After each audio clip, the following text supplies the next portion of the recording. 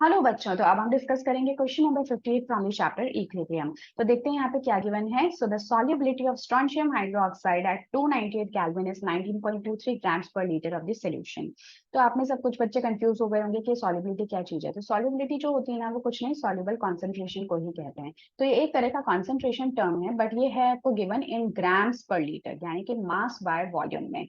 ठीक है। और 298 केल्विन यानी कि फिक्स टेम्परेचर पे, बिकॉज यू नो कि अगर टेम्परेचर आप बढ़ाते हो या कम करते हो, जैसे कि टेम्परेचर अगर आप बताते हो तो सॉल्युबिलिटी बढ़ जाती है। सो दिस इज इंपॉर्टेंट कि आप टेम्परेचर को मेंशन करो कि किस टेम्परेचर पे ये डिसोल्यूशन प्रोसेस करवाया जा रहा है। ठीक है। तो ऐसे में what you need to find the concentration of strontium, hydroxyl ions and pH. ये सब चीजें आपको फाइंड आउट करनी है। ठीक है। अगर हम कॉन्सेंट्रेशन की बात करें तो हमें पता है कि जो कॉन्सेंट्रेशन होता है वो मोल्स पर लीटर में हम जनरली निकालते हैं, क्योंकि हम मोलर कॉन्सेंट्रेशन की बात करते हैं। बट यहाँ पे जो हमें सॉल्युबिलिटी गिवन है वो ग्राम्स पर लीटर में। तो मेरा फर्स्ट स्टेप तो क्या रहेगा कि मुझे सबसे पहले तो इसको कॉन्सेंट्रेशन मोल्स पर लीटर में चेंज करना पड़ेगा। तो सबसे पहले हम क्या कर लेते हैं, जो हमारा बेसिक जो इक्वेशन है, जैसा कि मैं हमेशा कहती हूँ कि सबसे पहले आप इक्वेशन लिख लिया करो। जैसे ही हम स्ट्रोंशियम हाइड्रोक्साइड को पानी के अंदर डिसॉल्व करेंगे, so this will break down into Sr2+ and 2OH-। ठीक है, ये इसके अंदर टूट जाएगा। ठीक है। अब अगर कितना OH- में ये टूट रहा है, ये पता करने के लिए इट्स इंपॉर्टेंट कि मुझे स्ट्रोंशियम हाइड्रोक्साइड की कॉन्सेंट्रेशन पता हो। ठीक है। तो हालांकि मुझे कॉन्सेंट्रेशन तो गिवन नहीं है, बट यहाँ पे मुझे कुछ कुछ ऐसी इंफॉर्मेशन गिवन है जिनको कि मैं यूज कर सकती हूँ to find out strontium hydroxide concentration. आपको सभी को पता है कि कॉन्सेंट्रेशन या फिर मोलर कॉन्सेंट्रेशन आप कह दो, इट्स इक्वल टू व्हाट, चलो एम लिख देते हैं उसको, है ना। ओके, ठीक है। तो ये जो आपका मोलर कॉन्सेंट्रेशन होता है वो किसके इक्वल होता है, एन बाय वी। और एन यहाँ पे क्या होता है, moles. So that is given mass by molar mass. तो इसको ही मैं कैसे लिख देती हूँ, given mass by molar mass, and this is important कि आपका वॉल्यूम लीटर्स में हो। तो ये वॉल्यूम कैसा होना चाहिए, लीटर में। अगर ये ml में होता है तो आप इसको 1000 से डिवाइड कर देते हो। ठीक है। अब आप यहाँ पे वैल्यूज पुट कर दो। तो W मुझे गिवन है, देखो कितना गिवन है, 19.23 ग्राम्स पर लीटर। तो W की वैल्यू कितनी होगी, 19.23। जो मोलर मास है वो आप फाइंड आउट कर सकते हो स्ट्रोंशियम का और हाइड्रोक्साइड का आपस में मैच करके। तो जब आप उसको फाइंड आउट करते हो, so this comes out to be 121.6। अगर किसी को स्ट्रोंशियम का चाहिए हो मास, तो दैट इज 87.6। आप यहाँ पे देख सकते हो।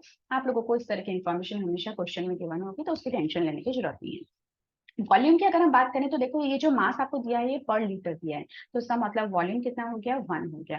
तो जब आप इसको कैलकुलेट करोगे तो मोलर मास आपका कुछ निकल के आएगा 0.1581। ठीक है। ये क्या निकल के आया, मोलर कॉन्सेंट्रेशन। तो बस कॉन्सेंट्रेशन ही तो चाहिए थी मुझे। तो ये 0.1581 मोलर कॉन्सेंट्रेशन आ गया। कुछ ही टाइम बाद में जैसे ही आप वाटर में इसको डिसॉल्व करके रखोगे, तो ये कॉन्सेंट्रेशन तो आपका 0 मोलर हो जाएगा। राइट, क्योंकि पूरी तरह से डिसोसिएट हो जाएगा ये पानी के अंदर। और यहाँ पे क्या बन जाएगा, 0.1581 आपका बन जाएगा स्ट्रोंशियम। और जो हाइड्रोक्साइड है वो कितना बनेगा, 0.158 मल्टीप्लाइड बाय 2, क्योंकि यहाँ पे दो हाइड्रोक्साइड के आपको आयंस नजर आ रहे हैं। तो जैसे ही आप इसको सॉल्व करते हो, सो आफ्टर सॉल्विंग जो आपका आंसर है वो कितना आ जाएगा, 0.3162 मोलर कॉन्सेंट्रेशन।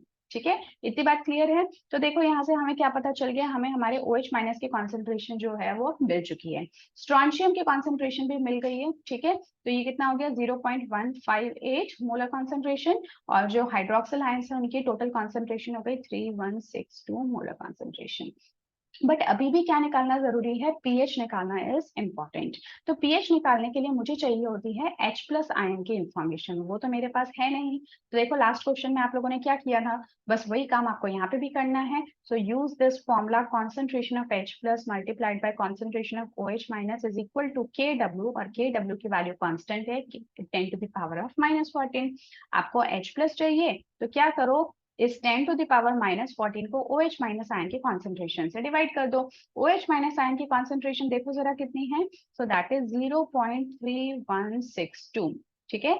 जब आप इसको सॉल्व करोगे, so you will get your answer as कितना आ जाएगा, 3.16 इंटू 10⁻⁻14। ठीक है। तो एक बार आप इसको सॉल्व जो है वो करके देखना। सो एट द एंड अब हमें निकालना है पीएच। तो पीएच निकालने के लिए आप क्या करोगे, minus of log of H+ ion concentration. वो कितनी है, 3.16 इंटू 10⁻⁻14। तो जैसे ही आप इसको सॉल्व करते हो, so you will get it as 14 minus 0.4997 divide equal to 13.5। तो आपकी जो pH की वैल्यू है वो कितनी निकल के आ जाती है 13.5। Okay, so yes this was all for this question. So I hope कि आपको ये जो सोल्यूशन है वो बहुत सिंपल सा था और पिछले वाले क्वेश्चन से काफी हद तक मैच करता था।